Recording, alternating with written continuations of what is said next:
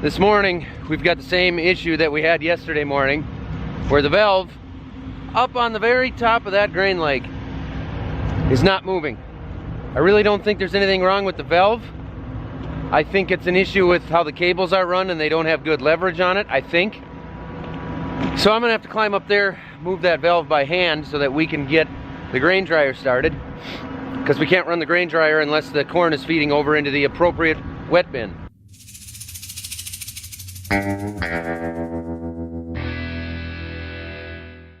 Anna, is there any chance you want to climb the leg for me? Can you climb the leg? Oh, that's right. No opposable thumbs. Terrible at climbing ladders.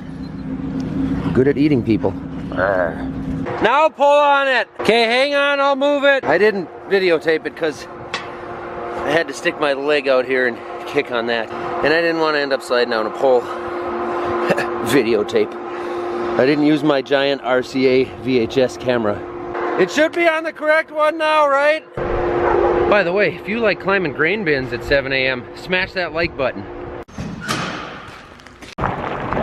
The millwright guys are out to work on the top of that grain leg, put some springs in there and run the cables a little differently so that hopefully I don't have to climb that thing tomorrow again. I have no idea what one of those pieces of equipment are. Ooh, that thing doesn't look so spiffy anymore. Thunder. Let's take a look at the cleaning area here, should we? Well, that stuff I just pushed in from the other side. Looking good, looking good. All right. Take a look at the header up here. Make sure nothing jumps out. A lot of times we'll break sickle sections, which are the actual cutting edge here, or the guards that protect them. Rocks will get in there and break things there, so we check that every morning, replace them if we need to. Heck of a view from up here this morning. Heck yes. One of our concerns right now is the mud inside these tracks and packed behind them, including on that thing and in the tractor that's pulling it. Normal mud usually isn't an issue, but the fact that it's so cold this morning and everything's frozen, the top of the ground's actually frozen, it gets like rocks inside there when that mud freezes, and then you can end up with big problems. So what we're gonna end up doing once we get a little bit closer to home is making sure that these machines with tracks on are in the shed every night. We won't have this specific machine much longer, so we're gonna watch everything close, make sure everything's running good this morning, and then as long as it's going good this morning, we should be good to go, because it's gonna thaw out during the day. It's a little warm in here real quick when you got long johns from head to toe. You can just about see Australia from up here. Too bad I can't really stop and enjoy the view.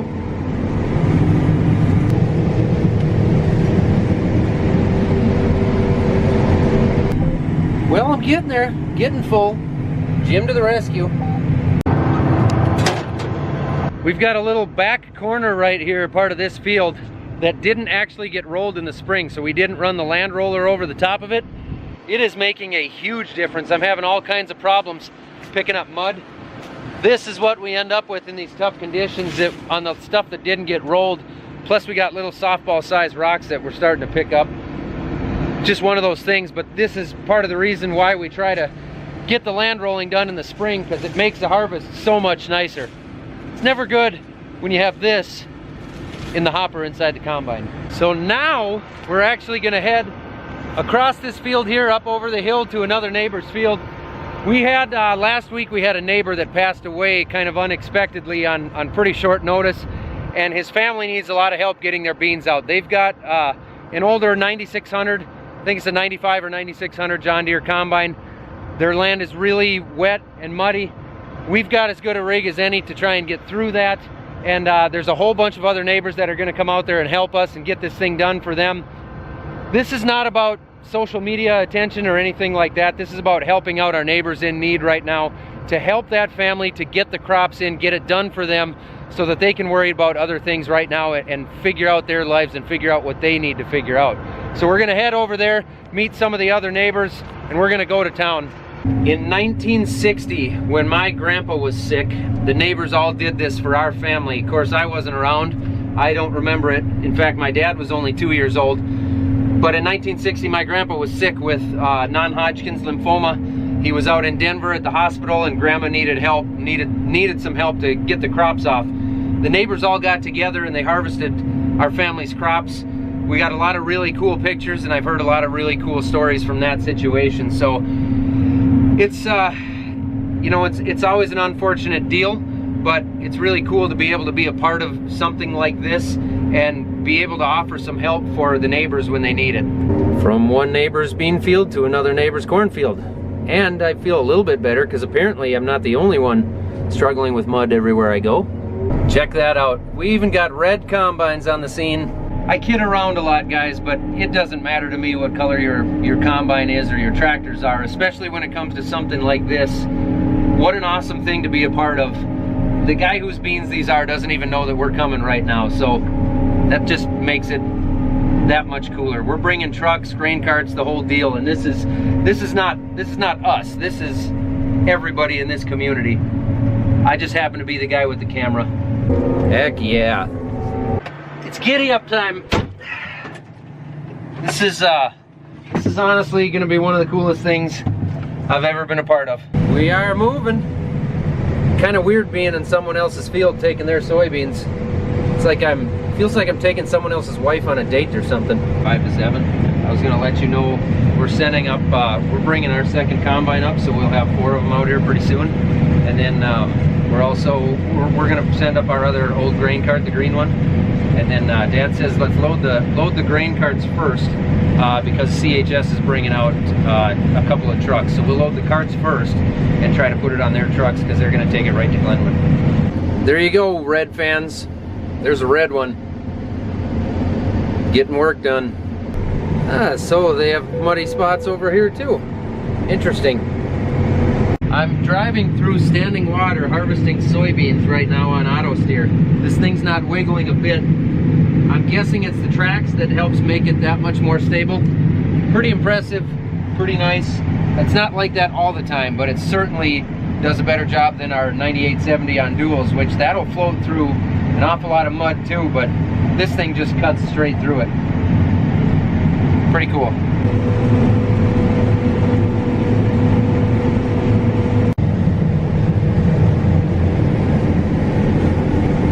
So when you're in someone else's field and you don't know the field well at all, and you're trying to just knock things out and go, and you get done with this part over here, and this guy's gonna be coming back through here, so you pick up and you take off to go get the back corner where it's muddy.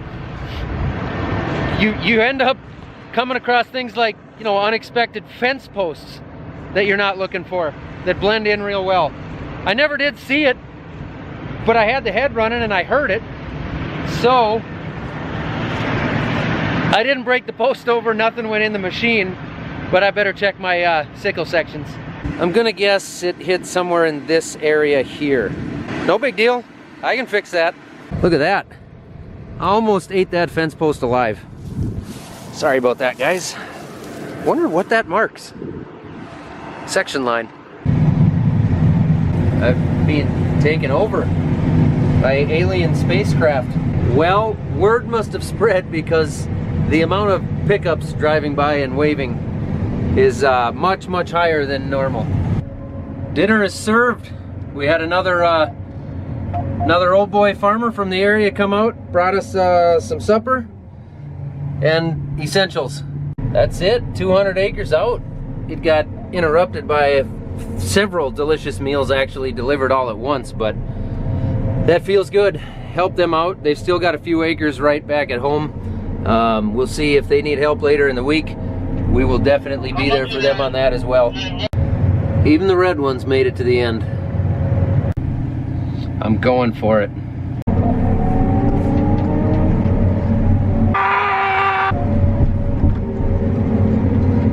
Oh, no problem. I'm getting tired. That is it.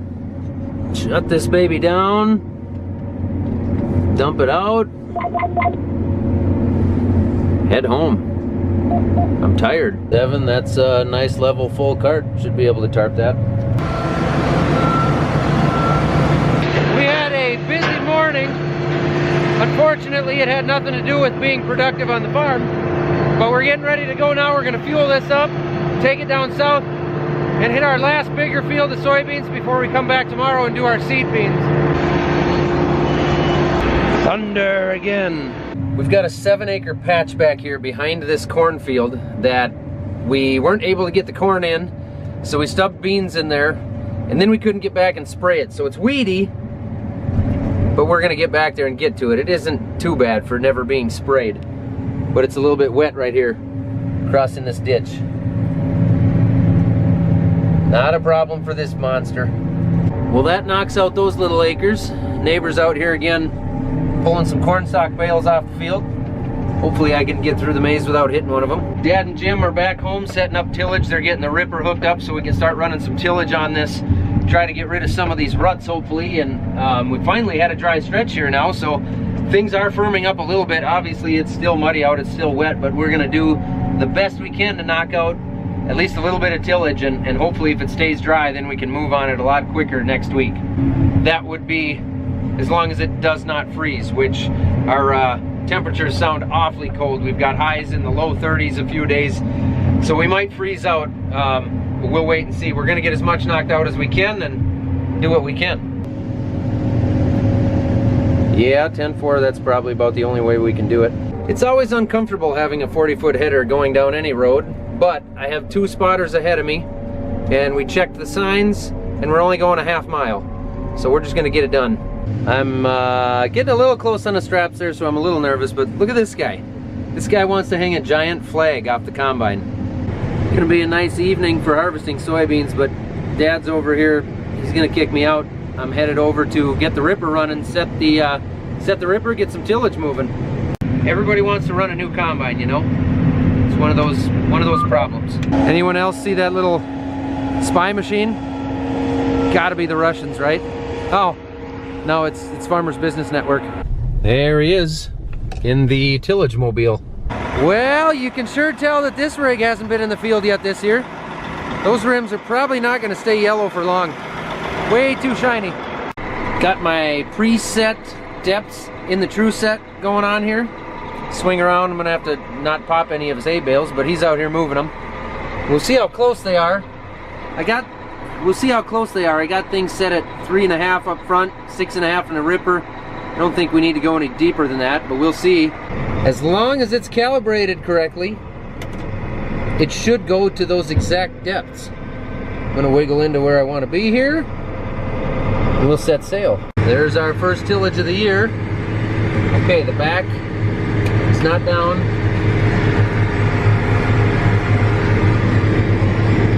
Get the back down. Why are the leveling discs not going? Alright, the front looks deep. The middle looks a little shallow. And I gotta figure out the rear. So, I'm gonna change this to 3.0 inches. I'm gonna change this to 7. And I haven't figured out the rear yet. We'll throttle back here, hop out and see what it looks like we're at. That's gonna be a good one. Disc blades look plenty aggressive. I got them set now at 2 inches. I don't want them to go very deep, especially with that mud sticking to them. I may possibly even just lift them up and get them out of there, not have them doing anything. I'd say it's doing a pretty nice job.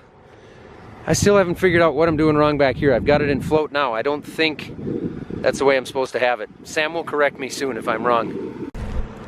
It's definitely a little bit lumpy, and that's just a product of what we're getting with all the moisture in the soil and the heavy equipment on it. You work with what you've got. I raised it up, looking at the overall depth being in about this area here, about where I'd like to see it. Overall, things look pretty good. I picked up my speed a little bit and messed with some of the numbers and ended up about back where I had them set. I think I'm gonna jump out in a minute here. And you're just gonna keep on going through this? I think I'm gonna jump out here in a minute. Yep. Shut off seconds here. Dial riser. You might as well go through it first. People talking. Tillage. Killer sunset. Let's go take another look at this. It appeared to be too shallow, so I depthened it up. That's a word, right? She's a beaut, Clark.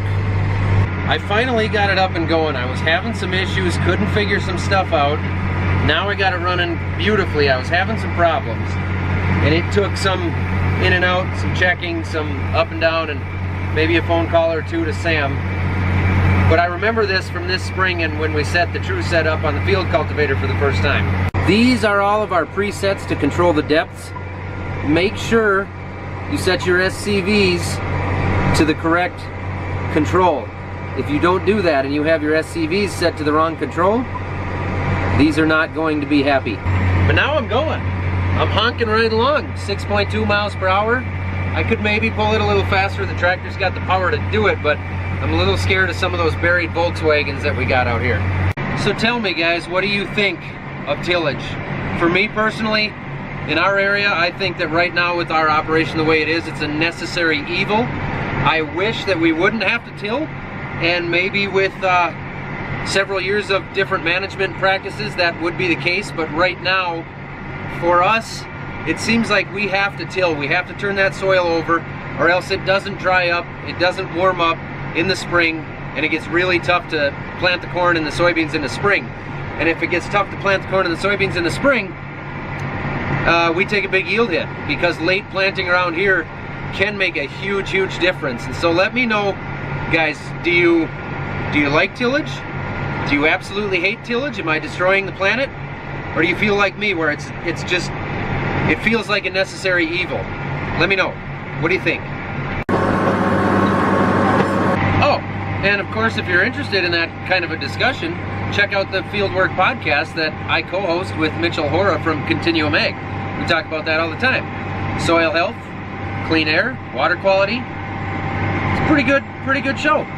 Link in the description.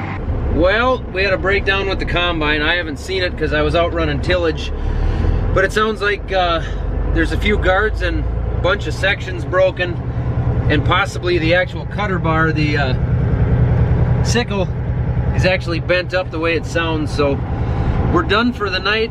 Brought it home. It's 10 o'clock, so we weren't going to stand out in the dark when it's 20 degrees out and fix it right now, but we'll get it going in the morning. There's a lot of frost out, so I don't think the beans are going to go early in the morning. So we'll get it fixed and get going. We didn't get many acres out today, but that's the way it goes some days, a lot of days. And it's cold enough that we've decided we better park the trucks inside overnight. These trucks don't always enjoy starting when it's 15 or 20 degrees out. That's the beauty of having this bigger shop, that we're able to get the trucks in. We built it wide enough to make sure we could do this, and man, it's been a game changer for sure. We're pretty lucky that way.